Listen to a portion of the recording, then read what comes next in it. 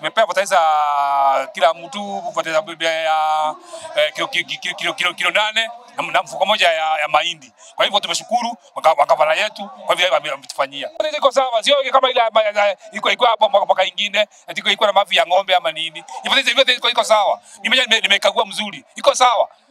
Tunaomba Mungu atuwanyeshe mvua mzuri, at least hiyo tusaidie. Each farmer is getting 2 kg of certified seed from Simlo Seed and also Kenya Agricultural and Research Livestock Organization, both government entities.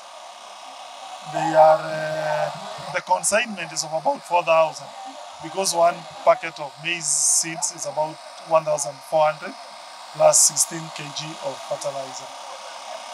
The goal is to boost food security in Murang'A County because quite a number of farmers were unable to get a good seed.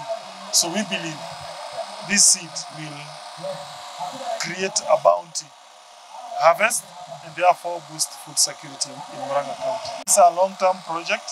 God willing, we shall be giving the farmers every season depending on the allocation we get from the members of the county assembly.